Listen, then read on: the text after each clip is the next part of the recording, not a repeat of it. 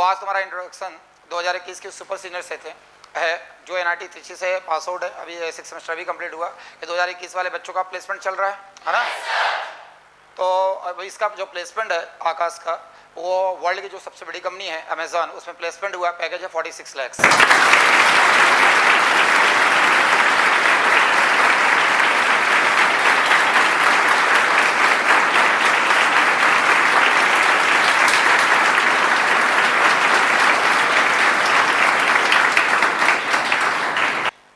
तो हम देखेंगे कि कैसे 2021 में जब ज्वाइन करा था तो इसकी जेएमए की जर्नी कैसी थी, किस ढंग से इसने तैयारी करी। तो फाइनली ये कि ये 2021 वालों का भी प्लेसमेंट चल रहा है अभी, और 2000 प्लेसमेंट जो ईयर है इसका 2023-24 है, तो 23-24 अभी चल ही रहा है। तो प्लेसमेंट अभी, तो इनके साथ साथ जैसे आकाश का अमेजॉन में हुआ 46 लाख का पैकेज है। यासिता खंडेलवाल जिसकी ऑलरेडी, इसकी तो ऑलरेडी 22nd रैंक थी आकाश की उस समय 2021 में। यासिता खंडेलवाल जिसकी ऑलरेडी 6th रैंक थी, उसका भी प्लेसमेंट हुआ अमेजॉन में, उसका भी 46 लाख पैकेज है यासिता का।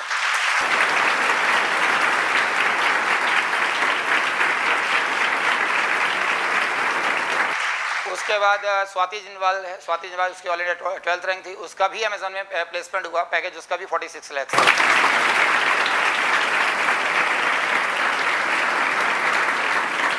इनके बैच का रिजल्ट बहुत आउटस्टैंडिंग था। कोरोना था, विपरीत परिस्थिति थी, सिर्फ 25 दिन के लिए एकेडमी ऑफलाइन में आए थे, लेकिन ऑनलाइन और ऑफलाइन में कोई अंतर नहीं था। इतना ईमानदारी से पढ़ा है उन लोगों ने। इनकी बैच में ऑल इंडिया फर्स्ट रैंक के साथ टॉप 10 में 9 स्टूडेंट थे, टॉप 20 में 18 थे। और पूरे एनआईटी में त्रिची जाने वालों को बच्चों की संख्या उस समय 63 बच्चे त्रिची थे, 520 बच्चे सिलेक्ट हुए थे, जिसमें टॉप 10 में 9, टॉप 20 में 18 थे। तो कुल मिला के कैसे लोग इसने अपने पूरा इनका कैसा कि इनके बैच में देखा जाए तो एक रैंक बस ब्रेक हुई थी, बाकी टॉप 10 पूरा पैक था। और कई सारे ऐसे बच्चे थे जो लेट ज्वाइन करा थे। इसी की बैच का एक 8th रैंक वाला लड़का, वो तो 12 सितंबर, अभी क्या चल रहा है, अगस्त चल रहा है ना, 12 सितंबर की बैच में ज्वाइन किया था, जिसकी 8th रैंक थी। आशा फर्स्ट रैंक था, रस्ता उल का 2nd रैंक थी, टॉप 10 में 9 थे। इसके साथ आकाश के साथ कई सारी सिचुएशन ऐसी थी, इंडिविजुअल खुद के साथ इसकी सिचुएशन काफ़ी बीमार रहता था, बहुत सारी प्रॉब्लम्स आई, खुद ही बताएगा, खुद शेयर करेगा तो ज़्यादा समझ में आएगा। तो कुल मिला के ये कि एक छोटी सी जगह नागदा का है, वो छोटी सी जगह ऐसे आके कैसे उसने तैयारी करी, और तैयारी करने के बाद जेएमए की जर्नी इसकी कैसी रही। फिर लॉकडाउन भी आया, इंडिविजुअल इसके साथ खुद की बहुत ज़्यादा प्रॉब्लम्स थी जो बीमारी से रिलेटेड थी, घरेलू कुछ प्रॉब्लम्स थी। उसके बाद भी गिव अप नहीं किया, लगातार भिड़े रहा, एंड तक टिके रहा। और अभी तुम्हारे जो सीनियर्स अभी चले गए, उस समय भी ये से सब लोग आए थे जब इनका इंटर्नशिप लगा था अमेजॉन में। तो उस समय थोड़ा बहुत ऐसा लग रहा था कि फ्लक्चुएशन चल रहा है आईटी फील्ड में, लेकिन सबसे बड़ी बात ये कि बहुत अच्छा प्लेसमेंट पैकेज लेके आया, और अब तो बहुत अच्छा प्लेसमेंट हो गया। 90+ बच्चे एनआईटी त्रिची से प्लेस्ड हो चुके हैं, जबकि त्रिची की सीटी 115 है, तो 90+ बच्चों का प्लेसमेंट एनआईटी त्रिची से हो चुका है। तो ये बहुत हाईएस्ट प्लेसमेंट, मतलब ये 100% ही प्लेसमेंट बोल लो, और धीरे अभी प्लेसमेंट चल ही रहा है। तो मैं बुला रहा हूँ ये आकाश को, और इसकी 22nd रैंक थी, और 2021 का स्टूडेंट है अमेजॉन में, 46 लाख पैकेज। आकाश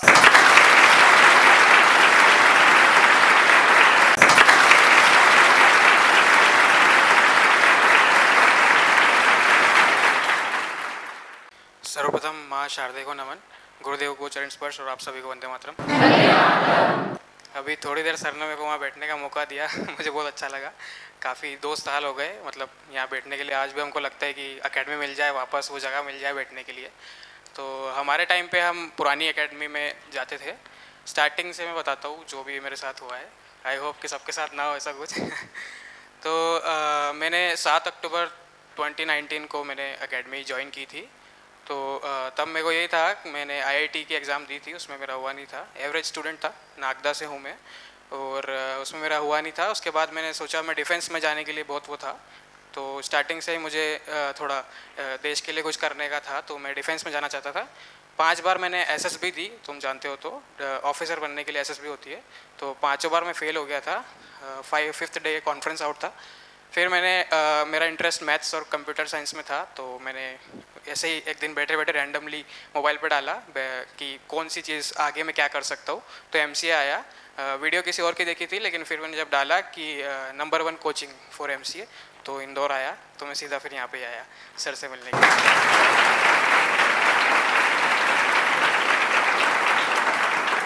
फिर सर से काउंसलिंग ली, पापा के साथ आया था, सर से काउंसलिंग ली, पूरा समझा कि क्या है, कौन से कॉलेजेस मिलते हैं एमसीए से। तो फिर ज्वाइन कर ली, एकेडमी ज्वाइन कर ली। और मेरा यही था, मेरे पास कोई ऑप्शन नहीं था, मुझे कुछ करना था और वैसे भी 1 साल बर्बाद हो चुका था एसएसबी के चक्कर में। फिर एकेडमी ज्वाइन की और 1 हफ्ते बाद ही मेरा लेग फ्रैक्चर हो गया था, राइट वाला हेडलाइन फ्रैक्चर हो गया था। और 3rd फ्लोर पे हमारा होता था हॉल जहाँ हम पढ़ते थे, तो नीचे से ऊपर जाने में भी बहुत प्रॉब्लम आती थी उस समय। घर वाले बोलते थे कि क्यों इतना कर रहा है, आ जा घर पे बैठ के पढ़ ले, क्योंकि फैसिलिटी घर वालों को लगता है कि बुक्स ही तो होती है, बुक से पढ़ लो। लेकिन मेन थिंग जो होती है एकेडमी की वो यही है कि जो माहौल सर बनाते हैं और सर पढ़ाने के साथ में जो वैल्यूज़ देते हैं वो बहुत इंपॉर्टेंट है। आज मेरे को इस बात की खुशी नहीं है कि NIT त्रिची मुझे मिला या अमेज़ॉन मिली, लेकिन सर ने जो वैल्यूज़ मुझे दी है वो ज़िंदगी भर मेरे साथ रहेगी, ये मैं मानता हूँ।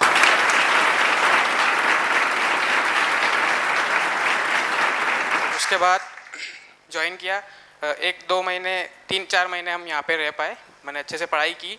फिर कोरोना आ गया था तो लॉकडाउन लग गया था। तो फिर मेरे को ऐसा था कि सर ने बोला था कि अगर तुम देख लो, ज़्यादा उस समय ऐसा नहीं पता था कि ज़्यादा देर चलेगा लॉकडाउन, 1-2 हफ्ते का लग रहा था। तो मैं यहीं पे रुक गया था इंदौर में ही, मेरा घर नागदा में है। तो घर वाले बोल रहे थे आ जा, लेकिन मैं गया नहीं था क्योंकि मुझे था कि मैं कुछ करूं और इस बार मुझे क्रैक करना ही था। हाँ, मैंने स्टार्टिंग से ही मेरा पर्पस टॉप 10 रखा था, भले एवरेज स्टूडेंट था, लेकिन सर ने हमेशा बताया था कि कम से कम सपने तो तुम वो देखो जो हासिल करने में तुम्हारी मेहनत लगे, कहीं ना कहीं फिर भगवान के आशीर्वाद से आप पहुँच जाते हो। तो मेरा हमेशा से टॉप 10 ही सपना था कि मैं टॉप 10 में रैंक लाऊंगा। आखिर खैर नहीं लगी मेरी, वो बात अलग है। फिर मैं यहीं पे रुक गया था कोविड में। फिर यहाँ पे 1-2 महीने में तबीयत ख़राब होने लग गई थी क्योंकि टिफ़िन वाले खाना भी नहीं दे रहे थे, कोविड चल रहा था, कोई पानी भी नहीं देता था आसपास वाला, तो दिक्कत होने लगी थी, तबीयत ख़राब हो गई थी। एक बार पापा आए, उन्होंने देखा कि मेरी तबीयत कुछ ज़्यादा ख़राब थी, तो डायरेक्टली उन्होंने आके सर से बात की और सर ने मेरे को कॉल किया और बोला कि तू जाके पहले अपना इलाज करवा ले। घर वालों ने बोला मत कर कुछ भी, रहने दे, तू घर पे बैठ के पढ़ ले, जितना हो सके उतना कर ले। लेकिन फिर भी मेरा मन था कि क्योंकि एकेडमी की जो वैल्यूज़ है ना, जो अपने देश के लिए सर जो करने के लिए जो चीज़ें बताते हैं, या ये चीज़ें कोई नहीं बताता है। आज अपने मम्मी पापा भी नहीं बताते हैं कि अपने रियल हीरोज़ कौन है। हमने रियल हीरोज़ चंद्रशेखर आज़ाद, भगत सिंह, इनकी कहानियाँ शायद ही तुमने एकेडमी से पहले सुनी भी होगी, मुझे नहीं लगता किसी ने सुनी होगी।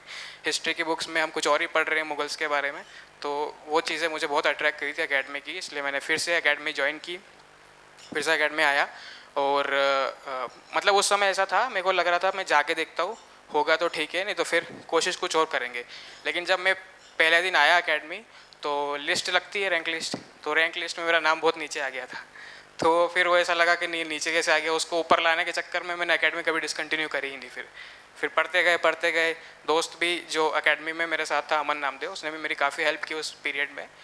फिर एक बार हमने ज्वाइन किया, फिर वापस कोरोना ज़्यादा आ गया था, सेकेंड वेव आ गई थी, तो सर ने ऑनलाइन कर दिया था। ऑनलाइन क्लासेस सर लेते थे, सुबह 7 बजे से लेके तो रात की 11 बजे तक हमारा टाइम टेबल फिक्स था। एकेडमी तो फिर भी अपन थोड़ा लेट चालू करते DT, सुबह 7 बजे हमारी DT होती थी और सर ने हमारे लिए स्पेशल रीजनिंग की RT डिज़ाइन की थी जो हम रात को देते थे रोज़, और एनालिसिस का प्रॉपर करते थे। तो हाँ, वो पूरा स्टार्टिंग से हमने पूरे 1-2 महीने, मतलब 3-4 महीने हमने वही किया, सुबह शाम पढ़ते थे। एक्चुअली हमारा स्टार्टिंग एकेडमी से हुआ था, तो सर ने हमको बताया था कि यहाँ पे जो सुबह से शाम बैठते हैं, आप एक ही चीज़ को अगर बार बार करोगे तो अच्छे हो जाओगे। जैसे मैं बताता हूँ, कुछ बच्चे होते हैं बिलो एवरेज होते, मैं भी कोई इतना खतरनाक पढ़ने में नहीं था, एवरेज स्टूडेंट था। होता क्या है कि जिसको बहुत आता है ना, वो वहीं रुक जाता है, वो आगे बढ़ने का नहीं सोचता है, वो उसकी रैंक आ रही है वो उधर ही रह जाता है। लेकिन जो पीछे रहता है, फिर उसके लिए सर के लेक्चर्स बहुत काम आते हैं, वो आगे बढ़ने की कोशिश करता है। फिर एक टाइम आता है जो जिसको बहुत आता है वो वहीं रह जाता है, वो पीछे वाला आगे निकल जाता है। इसके केसेस मैंने काफ़ी देखे हैं, NIT त्रिची में भी देखे हैं कि हमको कोडिंग बिल्कुल नहीं आती थी यहाँ से जाने के बाद, लेकिन हमने स्टार्टिंग से किया, जो जहाँ था हम उससे आगे निकल गए 1 साल में। इसीलिए यही एकेडमी की मेन पूंजी है कि आप लाइबल सीटिंग करो, सुबह से शाम जो पढ़ना, जो मेहनत करना सर सिखा रहे, वो बहुत बड़ी चीज़ है। कॉलेज और प्लेसमेंट तो सर चाहें तो भी तुम सबको प्लेस कर दे, इसमें ऐसी कोई बड़ी बात नहीं है। फिर वो 4 महीने का हुआ, फिर सेकेंड वेव आ गई थी, तो मेरे घर वालों को, मैं मम्मी पापा और दीदी तीनों को कोरोना हो गया था, तो मुझे फिर से घर जाना पड़ा। फिर कोविड में एक KIT की हमारी एग्ज़ाम हुई थी, वो मैंने अच्छे से नहीं दी थी। फिर कोशिश की, फिर धीरे धीरे करके करते गए। फिर लास्ट में जब 25 दिन के लिए एकेडमी खुली, तो यहाँ पे हमने सर को हमने एक ही बात ध्यान में दी, जैसे ऑफलाइन हो या ऑनलाइन हो, ऑनलाइन में भी हमने sir co dot to dot follow किया। मतलब ऐसा नहीं कि हम किसी सीनियर से पूछ रहे हैं कि भैया आपके इसमें से क्या हुआ था यार, हमारा तो ऐसा हो गया, हमने किसी से राय नहीं ली, क्योंकि सर इतने साल से 2001 से सर पढ़ा रहे हैं उनको जितना नॉलेज, इतना तो शायद किसी को नॉलेज होगा नहीं इस फील्ड के बारे में। उस समय एनआईटी रायपुर कंडक्टर था हमारे सीनियर का, हमारा भी रायपुर था, लेकिन एक भी बच्चे ने सीनियर से कुछ भी नहीं पूछा, क्योंकि उनको कुछ पता ही नहीं ना। अब अगले साल क्या होने वाला है वो कैसे बता सकते, सर ही बता सकते। सर ने हमारे टाइम पे फेस 10 डिज़ाइन किया था, और पूरा पेपर जो था वो फेस 10 से मिलता जुलता पेपर आया था। RTFT जो देते हो तुम लोग, मैं उसको एक चीज़ बताना चाहूँगा कि अपन दे तो देते हैं पेपर, जैसे अपनी रैंक आती है, फिर नहीं आती है, फिर धीरे धीरे करके अपन इम्प्रूव करते हैं। लेकिन क्या होता है ना कि जब पेपर देते हैं उसके बाद में अपन मान लो नंबर कम आ गए जिस दिन, तो उसी दिन ज़्यादा उसको अच्छे से देखने का मौका होता है। मतलब उसको रिवाइज करो कि क्या दिक्कत आ गई उसमें। बच्चे क्या करते हैं, कम नंबर आ गए तो पेपर हटा के रख देते, जाओ यार अच्छा नंबर नहीं आया, मूड खराब हो गया।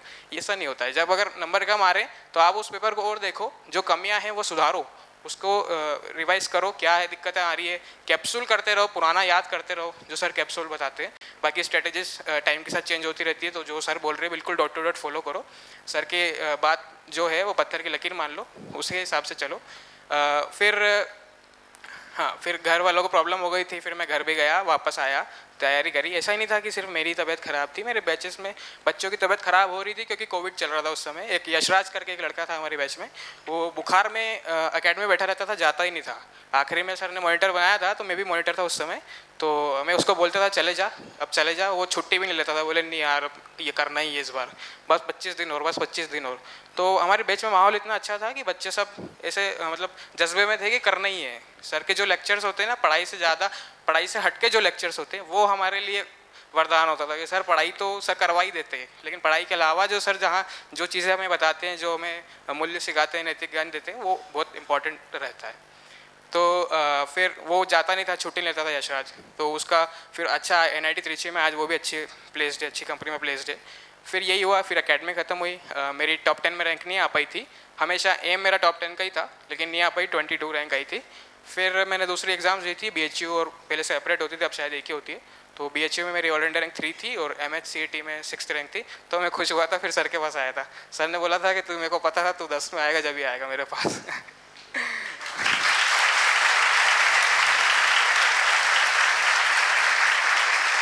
फिर यहाँ से निकलने के बाद अब ये तो एक जंग हो गई कि NIT त्रिची तक पहुँच गए।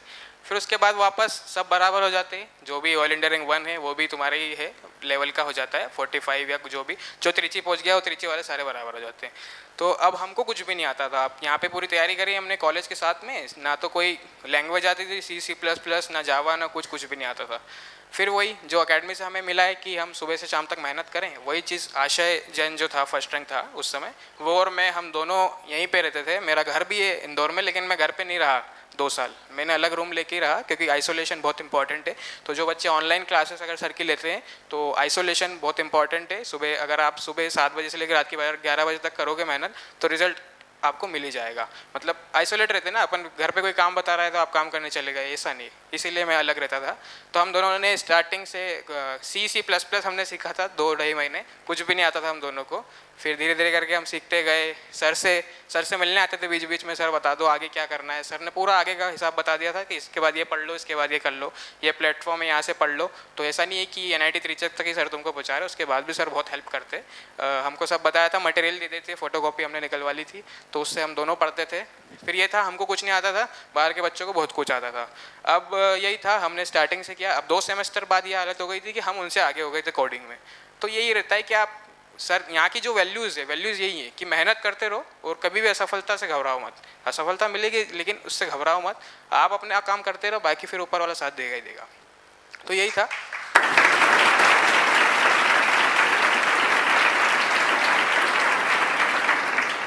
फिर आशय और मेरी, हम दोनों की अमेज़ॉन में इंटर्न लगी थी, और 2 लड़कियां भी थी हमारे साथ में, एकेडमी की थी। उसके पहले भी हम सर से आके गए थे कि सर अब इंटर्नशिप चालू हो रही है। और सर हम थोड़े नेगेटिव उस समय इसलिए हो गए थे क्योंकि हम तैयारी कर रहे थे, जब कोविड आ गया था, प्लेसमेंट की बारी आई, जब रिसेशन आ गया तो थोड़े घबरा गए थे कि अब होगा क्या हमारा। तो सर से हम लेने आए थे, आशीर्वाद लेने आए थे। सर ने हमको श्रीनाथ जी की मूर्ति के वहाँ पे हमको आरती भी करवाई थी, और हम दोनों का प्लेसमेंट उसके बाद हो गया था। फिर हम वापस आए उस सर को बताने कि सर आपने बोला था कि अब तुम्हारा प्लेसमेंट होगा और तुम दोनों वापस आओगे 2-4 महीने में। तो हम वापस आए मिठाई लेके, तो उस दिन भी हमको बहुत खुशी हुई थी।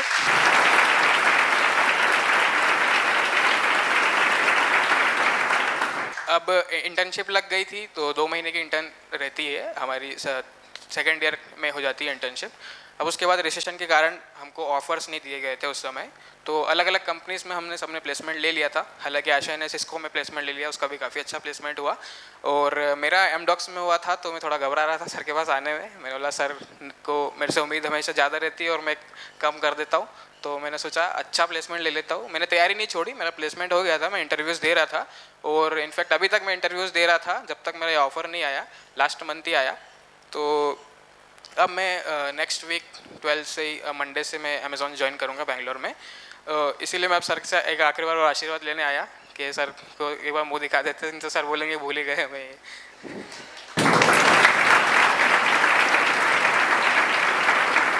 बस यही है मेन, कि हमारी बैच का मेन यही था कि सारे बच्चे एकजुट थे और बिल्कुल ऐसा मक्कारी नहीं करते थे। जो भी मॉनिटर भी होते थे, जैसे ऑफलाइन में हम जब थे, तो हम सब लोग यही ध्यान रखते थे कि क्वालिटी एजुकेशन या हम क्वालिटी वाली पढ़ाई हो जाए। जैसे सर अगर हमको शीट भी दे रहे हैं तो हम टाइम टू टाइम सॉल्व करके सर के पास पहुंच जाते थे, सर अगली शीट दे दो।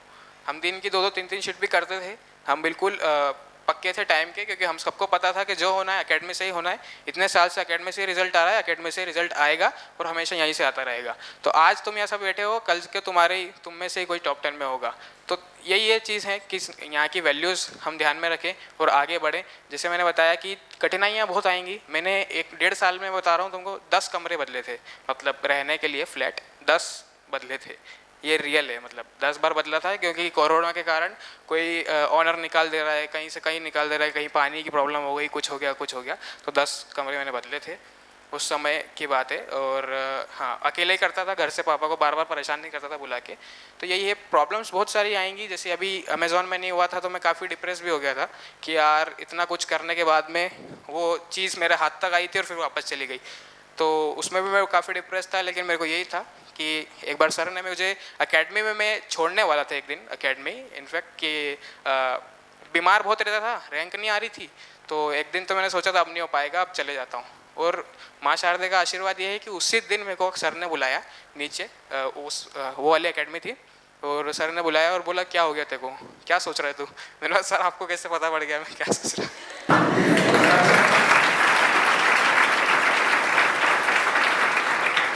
सर ने बोला कि कुछ उल्टा सीधा मत सोचना, रुक जा, 10 दिन हो रहे, एग्ज़ाम दे के जा, एग्ज़ाम दे दे, बस इतना कर ले कि तू जा, चले जा, बाकी सब हो जाएगा, तू टेंशन मत ले, बस तू लिख के आ जा, ओएमआर भर के आ जा। तो मैंने बोला ठीक है सर। मैं बिल्कुल उस दिन तो बोल ही दिया था, सर को रो ही दिया था कि सर मैं तो जाने का सोच रहा था, आज आपने रोक लिया। तो ऐसा ही है, धीरे धीरे करके फिर बहुत सारी ऐसी सिचुएशन है। बीच में एग्ज़ाम के 2 दिन पहले ही मेरे को एक माइनर स्ट्रोक आ गया था, थोड़ी ब्रेन इंटरनल स्वेलिंग की प्रॉब्लम थी। उस दिन फिर मैं सर के पास आया, सर ने बोला शांति रख, 2 दिन और है, अच्छे से एग्ज़ाम दे दे, उसके बाद सब कुछ सही हो जाएगा। फिर एग्ज़ाम देने के बाद तो मैं खुद नहीं जाना चाहता था। अवार्ड शो का हमारा अवार्ड सेरेमनी होती है, तो उसकी तैयारी में लग गए थे। तो फिर माइंड भी फ्री हो गया था, सब कुछ सही था, तो फिर सब कुछ अच्छे से हो गया। बस sir co dot to dot follow करो, जो सर बोल रहे हैं। ऑनलाइन भी जो पढ़ रहे हैं वो भी sir co dot to dot follow करो, जो सर बोल रहे हैं वैसा करते जाओ। किसी सीनियर से कोई ज्ञान मत लो, मुझसे भी कोई कुछ मत पूछना है कि निमसेट के बारे में, क्योंकि मैं क्या बताऊँगा तुमको, अभी कौन कंडक्टर है मेरे को ये तक नहीं पता निमसेट का, तो मैं तुमको कुछ बता नहीं पाऊँगा। इसीलिए बाकी एक बार तुम NIT त्रिची में आ जाते हो तो उसके बाद तुम त्रिची के सीनियर्स से कॉन्टैक्ट कर सकते हो। इनफैक्ट हमारे जूनियर्स जब आए थे तो हम गेट पे ही उनको रिसीव करने गए थे, उनकी सारी प्रोसेस हम लोगों ने खड़े होकर करवाई। जो भी उनको प्रॉब्लम्स आती है आज भी हम लोग उनके लिए खड़े हैं। ग्रुप बना रखा है हमने व्हाट्सएप पे, तो कोई दिक्कत नहीं आती है ऐसी। तो अभी जब तक निमसेट क्रैक करनी है तब तक बिल्कुल सर की सुनो और किसी की कोई बात मत सुनो। सर जो बोल रहे हैं, जैसा बोल रहे हैं करते चलो। एक और एग्जांपल देना चाहूँगा। हमारे बैच में एक लड़का था, अब सर तरीका बताते थे पेपर सॉल्व करने का, नंबरिंग करने का तरीका। अभी सर ने बदल दिया तो पता नहीं, लेकिन वो क्या करता था, खुद के तरीके से करता था, खुद के तरीके से नंबरिंग करता था। अब क्या हुआ, उसके नंबर अच्छे आने लगे थे, उसके 1-2 हफ्ते तक अच्छे नंबर आए। फिर उसके नंबर जो गिरे कि वो खुद संभाल नहीं पाया कि नंबर क्या हुआ। उसको NIT त्रिची तक नहीं मिला, वारंगल तक नहीं जा पाया। वो बहुत नीचे वाले NIT में एडमिशन लिया, जबकि वो टॉप 20 टॉप 30 का हकदार था वो लड़का। इसीलिए अपना दिमाग मत लगाओ। सर सारी चीज़ें सोच के ही स्ट्रेटेजी बनाते हैं कि क्या करना चाहिए, कैसे करना चाहिए, हर बच्चे के हिसाब से बनाते हैं, हर सिचुएशन के हिसाब से बनाते हैं। एग्जाम टेम्परामेंट क्या होता है, वहाँ पे जाके क्या किसी से क्या गलती हो जाती है, अपनी टेक्निक वहाँ पे जाके फेल हो जाती है, क्योंकि अपन वहाँ पे जाके अपनी टेक्निक नहीं लगा पाते हैं। सर जो बताते थे ना वो लग जाती है टेक्निक। इसीलिए जो भी हो सर की बात मानो, सर का बिल्कुल जो सर बोल रहे हैं वो फॉलो करो। और टॉप 10 यहीं से होगा इस बार। मैं उम्मीद करता हूँ कि आप सब लेके आएंगे, क्योंकि हर साल जब भी रिजल्ट आता है पूरे NIT त्रिची के हम सब एक जगह बैठ जाते हैं और मोबाइल देखते हैं क्या हो रहा है रिजल्ट में इस बार, सर क्या से किधर क्या हो रहा है। तो यही रहता है यार। एकेडमी से आज जाने के बाद आज मुझे बैठने का मौका मिला, मुझे इतना अच्छा लग रहा था, मेरे लोग बहुत दिन हो गए। सर भी बोल रहे थे कि तेरे को आज वो चीज़ दूंगा जो तू कितने दिन से चाह रहा है। तो सही में ऐसा रहता है। एकेडमी से बहुत अटैचमेंट भी हो गई थी हम लोगों को। वही है कि अगर तुम्हें सुविधा मिल रही है तो ऐसा मत करना कि ज़्यादा अच्छा कुछ सुविधाएं मिल रही है तो तुम डिले पर जाओ। तैयारी करते रहो, अच्छे से मेहनत करो, इन सब चीज़ों को पॉजिटिव वे में आगे ले जाओ, तो तुम्हारा भी अच्छे प्लेसमेंट होगा। और 2-3 साल बाद तुम भी इधर खड़े होकर तुम्हारे जूनियर्स को ऐसे ही कुछ बता रहे होंगे। और हाँ, मैं यही बोलूँगा कि बहुत सारी विपरीत परिस्थितियाँ आएंगी, बीमार भी पड़ोगे, लेकिन डिसकंटिन्यू मत करना। उस समय अगर मैं ये सोच लेता और डिसकंटिन्यू कर देता तो शायद आज मेरा प्लेसमेंट ही नहीं होता। अमेज़ॉन तो मैं सोच भी नहीं सकता था कि मैं अमेज़ॉन जा सकता हूँ। तो वही है, सर का आशीर्वाद हमेशा हम पर, हमारी बैच पर, तुम्हारी बैच सब पर बना रहेगा। इस जर्नी में 1 साल में काफ़ी मेरी मदद की। तो मदद करने वाले भी, जैसे अभी मैं अमेज़ॉन में मेरा नहीं हुआ था, तो सारे जो मदद करने वाले थे सो अपने एकेडमी के बच्चे थे। वहाँ पे भी हम यूनिटी से रहते हैं। 63 स्टूडेंट्स हम हैं NIT त्रिची में। आधे से ज़्यादा बच्चे एकेडमी के थे हमारी बैच में। तो जो भी मुझे दिक्कत आती थी, एकेडमी वाले बच्चे हमेशा तत्पर रहते हैं हेल्प करने के लिए आगे आके। अमन नामदेव ने मेरी काफ़ी हेल्प की, नॉडी ने मेरी काफ़ी हेल्प की, सब ने मेरी काफ़ी हेल्प की। और हम एक दूसरे की हेल्प करते हैं। जैसे मेरा प्लेसमेंट हो गया तो मैं दूसरे की हेल्प कर रहा हूँ, फिर उसका हो जाता है तो हम मिलके दूसरे का हेल्प करते हैं। इसलिए हेल्पिंग नेचर रखो, दूसरों को आगे बढ़ाने की कोशिश करो। ऐसा मत सोचो कि मैं आगे बढ़ जाऊँ दूसरे पीछे रह जाए, ऐसा सोचोगे तो कुछ नहीं होगा फिर। क्योंकि एकेडमी की थीम ही है, सब एक साथ चलेंगे। अगर किसी की AIR-1 भी आ रही है और किसी की 49 या 500 भी आ रही है तो वो भी नाच रहा है AIR-1 के लिए। तो यही हमारी एकेडमी की यूनिटी है। और मैं यही होप करता हूँ कि तुम भी आगे जाके अच्छा प्लेसमेंट लो, अच्छी कंपनीज में प्लेस्ड हो, और मोस्ट इंपॉर्टेंटली तुम यहाँ की वैल्यूज़ जो है वो हमेशा अपने जीवन में साथ रखो। धन्यवाद।